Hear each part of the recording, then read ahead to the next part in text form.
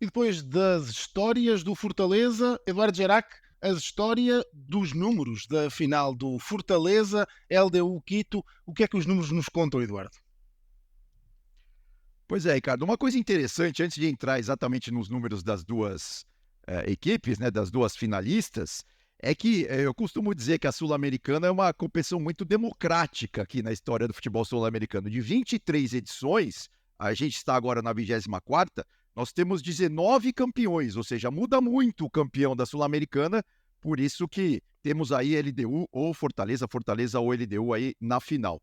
Agora, sobre os números do jogo em si, é interessante a gente perceber, primeiro, como os dois times fazem muitos gols, né? São quase 2 gols por partida, ou pelo menos mais que 1,5 gols por partida. Então, isso é claro que o jogo único é sempre muito delicado, né? Porque os times jogam muito mais preocupados em não tomar gols do que em fazer gols, mas a gente tem essa tendência aí de que saiam gols nessa partida do próximo sábado lá no Uruguai. Agora, do lado da LDU, é um time que fica muito com a bola, né? A posse de bola da LDU, na média, é maior do que a do Fortaleza, e também é um time que faz muitas finalizações, mas também muitos lançamentos em profundidade. Quem se lembra, por exemplo, do primeiro jogo da LDU contra o São Paulo, lá em Quito, nas quartas de final da competição, vai lembrar muito disso, que no primeiro tempo várias bolas entraram pelo meio das linhas ali de defesa do time do São Paulo. Então, isso é um cuidado, obviamente, que o Vojvoda vai ter que ter nessa partida, né? Nesses passes mais em profundidade, esses passes retos aí em direção ao gol. Agora, se a gente for falar também um pouco da questão dos destaques, né, das duas equipes, do lado do Fortaleza, um dos homens aí que tem aparecido bem, né, é o Pochettino. O Pochettino é o grande maestro desse meio-campo da equipe do Fortaleza. Ele que costuma jogar um pouco atrás ali da linha de 3 homens mais à frente, né? Mas temos também o Pikachu, que tem feito bons gols, tem feito muitos gols, é um dos artilheiros da competição e é um dos artilheiros do Fortaleza, inclusive, nessa temporada. E temos também o Guilherme, que quando tem oportunidade está colocando a bola para dentro do gol. O Pikachu, que tem 153 jogos com o Fortaleza, na história do Fortaleza, né, somando já as várias temporadas, e ele que fez 38 gols e 17 assistências. Ele é um dos 3 homens que mais participa de gols nessa equipe do Fortaleza, ao lado do Lucheiro, do argentino, né, que costuma jogar à frente dele, ou ao lado dele, melhor dizendo, à frente do Pochettino, e também do Thiago Galhardo, que é um reserva bastante usado aí pelo Vojvoda. E o mapa de calor do Pikachu mostra bem como ele joga da direita um pouco mais para dentro. Agora, do lado da LDU, o técnico argentino, né, o Luiz Zubeldia, ele tem escalado o Johan Julio pelo lado esquerdo. Ele que jogou uma temporada aqui no Santos, não foi muito bem no Santos, mas lá na LDU tá jogando muito. Você vê que o mapa de calor dele é um pouco apagado porque ele se mexe demais, né? É claro que ele fica um pouquinho mais do lado esquerdo, mas ele se mexe demais.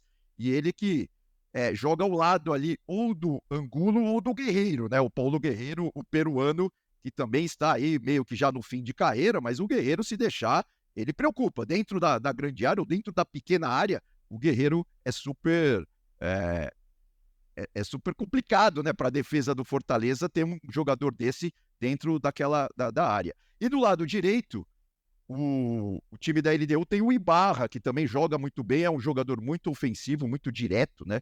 Então, esse quarteto de ataque, assim vamos dizer, da LDU, deve preocupar bastante a defesa do Fortaleza no próximo sábado, Ricardo. É um jogo típico de tripla, certo? Porque vemos Exatamente, que há exatamente. muitos golos, as duas equipas marcam muitos golos, mas a posse de bola acaba por ser relativamente equilibrada, mais de 50, mais de 60, mas equilibrada.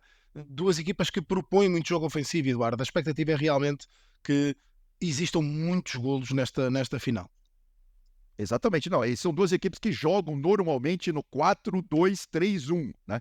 Então, tem toda aquela questão do meio-campo ali para ver quem que vai conseguir ser mais impositivo ali no meio-campo em relação ao outro time, né? É claro que os números são importantes e tal, mas a gente não pode deixar de falar dessa final da Sul-Americana, Ricardo, sem falar da questão emocional, né? Porque isso é um jogo muito que pesa demais, né? Principalmente na história do Fortaleza, que é o maior jogo da história do clube.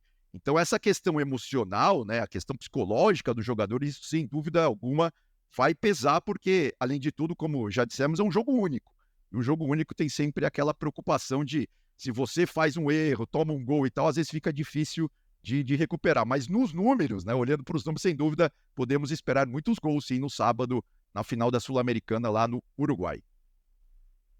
Vamos ver o que acontece em Punta del Este, é sábado, e esse jogo, 5 da tarde no Brasil, tem naturalmente narração aqui na Flash Score, no aplicativo, no site, basta seguir-nos. Eduardo Gerac, muito obrigado por esta parceria na entrevista com Marcelo Boeck e também, claro, como sempre, na nossa história dos números.